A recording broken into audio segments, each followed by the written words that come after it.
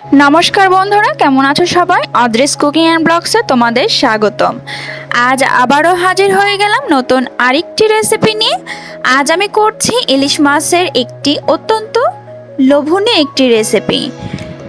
এখন বাজারে যেদিকেই তাকাও না কেন সেখানেই দেখবে যে ইলিশ মাছের ছড়াছড়ি। তো এরকম ইলিশ মাছ যদি প্রত্যেকটা ঘরে ঘরে থাকে তাহলে প্রত্যেকটা দিন এক এক রকম রেসিপি খেতে আমাদের খুব ভালো লাগে। তো আজকে তোমাদের জন্য আমি তৈরি করে দেখাচ্ছি কচুমুখী দিয়ে ইলিশ মাছের রেসিপি। এটা অবশ্যই তোমাদের ভালো লাগবে, আর যারা খেয়েছো তারা তো জানোই এটা কতটা টেস্টি এবং আর কতটা লোভনীয়। তো চলুন বন্ধুরা, কথা না বাড়িয়ে আমি যেভাবে রান্না করেছি সেটা তোমাদের সাথে শেয়ার করলাম। আর হ্যাঁ বন্ধুরা, তোমরা ইউটিউব চ্যানেল বা ফেসবুক পেজ থেকে যেখান থেকেই দেখো না কেন অবশ্যই আমাকে সাবস্ক্রাইব আর ফলো দিয়ে আমার পাশেই থেকো, তাহলে নতুন নতুন রেসিপির আপডেট পেতে অবশ্যই আমার পাশে থাকতে হবে। তো বন্ধুরা দেখো, আমি ইলিশ মাছের এই রেসিপিটির জন্য দেখো 2 পিসের মতো এখানে আমি ইলিশ মাছ নিয়েছি, আর নিয়েছি এই যে কচুমুখিটা। তো কচুমুখিগুলো ছিল একটু বড় বড়, এগুলো আমি ভালো করে কেটে সুন্দর করে ধুয়ে পরিষ্কার করে নিয়েছি। অবশ্যই এটা 10 থেকে 15 মিনিটের মতো লবণ দিয়ে মাখিয়ে রাখতে হবে, এতে করে যে লালচে ভাবটা থাকে সেটা চলে যায়। এরপর আমি নিয়ে নিয়েছি ইলিশ মাছ। ইলিশ মাছটা আমি সুন্দর করে কেটে ধুয়ে পরিষ্কার করে নিয়েছি। আর এই যে দেখো কাঁচা মরিচ আর হচ্ছে আদা বাটা। আমি কিন্তু পুরো রান্নাটা কোনো শুকনো মরিচ দিয়ে করব না, পুরো রান্নাটাই হবে কাঁচা মরিচ দিয়ে। তো আমি এখানে দেখো ইলিশ মাছটা লবণ আর হলুদ দিয়ে ভালো করে মাখিয়ে নিচ্ছি। আর হ্যাঁ, এই কচুটাও কিন্তু আমি লবণ দিয়ে ভালো করে আমি মেখে রেখে দিয়েছিলাম। এতে করে 5 থেকে 10 মিনিটের মতো যদি আমি লবণ দিয়ে মাখিয়ে রাখি তাহলে এটা একটি সুবিধা আছে, সেটা হচ্ছে ভাজার সময় সহজে ভাজা হয়ে যায়, এটা আর সেদ্ধ হতে সময় লাগে না। তো দেখো আমি ভালো করে মাছটা মাখিয়ে নিচ্ছি। তোমরা অবশ্যই ভাজার আগে ভালো করে মাখিয়ে নেবে। আর যদি তোমরা মনে করো যে একটু শুকনো মরিচের গুঁড়া দিয়ে ভাজবে তাহলে সেটাও দিয়ে দিতে পারো। তো এখানে আমি দেখো একটা ফ্রাই প্যান নিয়ে নিয়েছি। এরপর এখানে আমি দিয়ে দিচ্ছি সরিষার তেল। অবশ্যই কিন্তু পুরো রান্নাটা সরিষার তেল দিয়ে রান্না করার চেষ্টা করবে তোমরা। তো এবার এক এক করে আমি মাছগুলো ভেজে নেব। সবগুলো মাছে আমি এখানে ভেজে নিচ্ছি, তোমরা চাইলে এক এক করে ভেজে নিতে পারো। যেহেতু ফ্রাই প্যান এখানে তো সহজে লাগে না, এই জন্য আমি কিন্তু সবগুলো মাছ যেহেতু এঁটেও গেছে, আমি সবগুলো মাছ একেবারে ভালো করে ফ্রাই করে নেব। আর এগুলো দেওয়ার পরে লাস্টে দিয়ে দিচ্ছি আমি এই ডিমগুলো। আর যে তেলটা বেরোয়েছিল সেই তেলটা আমি এখন ভাজবো না, এটা অনেকে ভেজে নেয়, যাদের কাঁচা গন্ধ লাগে তারা অবশ্যই ভেজে নেবে। আর আমি সচরাচর করে থাকি সেটা রেখে দেই, তরকারিতে যখন বলক আসে তখন কিন্তু আমি ওটা দিয়ে দিই, সেদ্ধ হয় সুন্দর মতো, কোনো গন্ধও লাগে না। আর যাদের একটু বেশি খুঁতখুঁতে তারা কিন্তু অবশ্যই ভেজে নেবে। তো দেখো আমি মাছগুলো কিন্তু এক সাইড কোনো রকম ভাজা হয়ে গেছে, আমি আর এক সাইডে উল্টিয়ে ভেজে নিচ্ছি। আর মাছগুলোকে আমি বেশি একটা ভাজবো না, মানে বেশি কড়া করে ভাজবো না, হালকা ভাজাই থাকবে, জাস্ট একটু লাল লাল হবে এরকম। তো এটা বেশি একটা ভাজা হয়নি, আর একটু ভাজতে হবে তাহলে একটু ভালো হবে।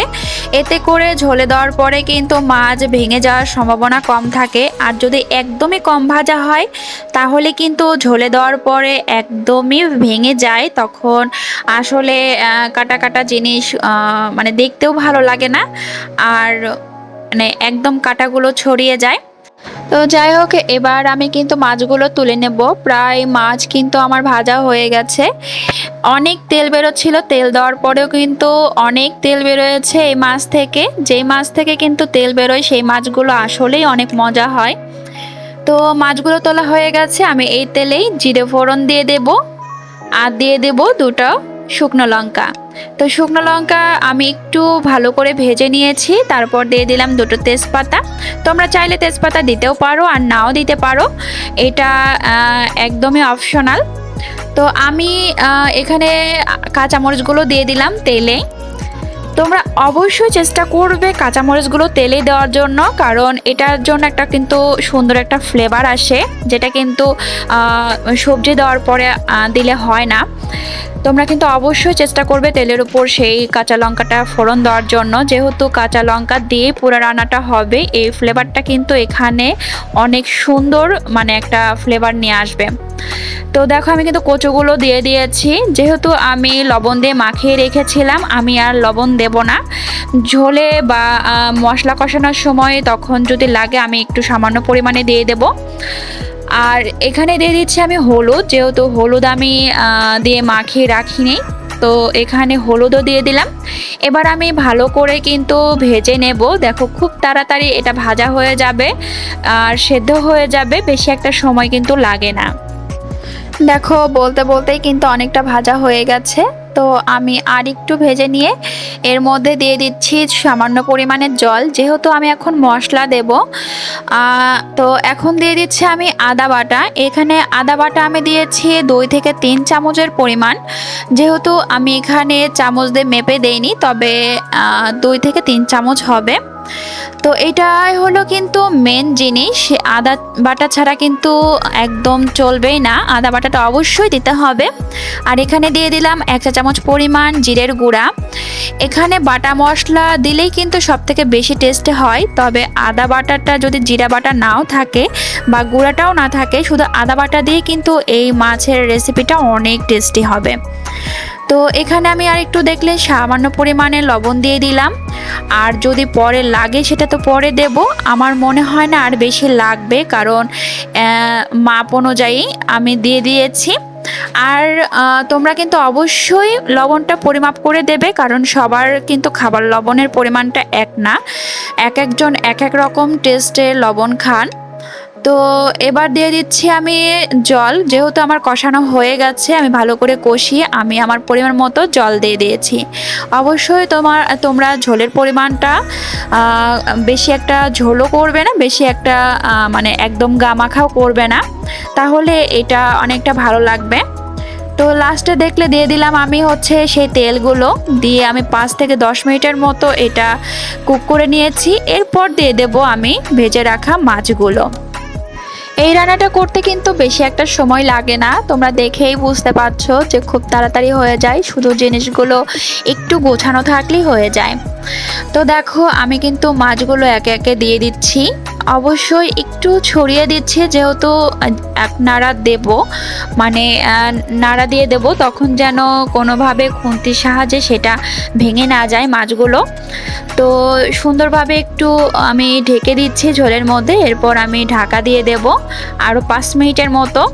এখানে অবশ্যই মিডিয়াম আঁচে রাখতে হবে, নইলে কিন্তু ঝোলটা শুকিয়েও যেতে পারে।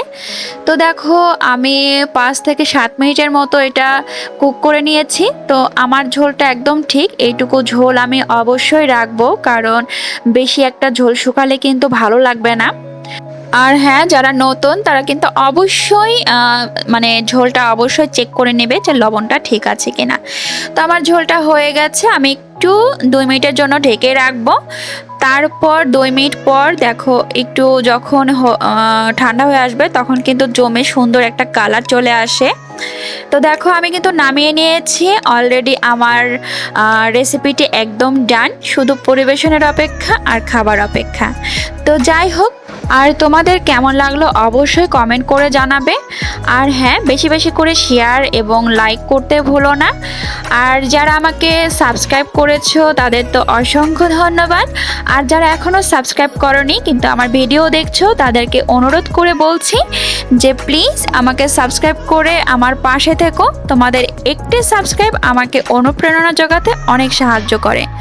আর যারা আমার ফেসবুক পেজ থেকে দেখছো তাদেরকেও আমি অনুরোধ করে বলছি প্লিজ ফলো মাই চ্যানেল। আর ভালো থেকো, সুস্থ থেকো সবাই। নতুন আরেকটি রেসিপি নিয়ে আবার হাজির হয়ে যাব। টাটা।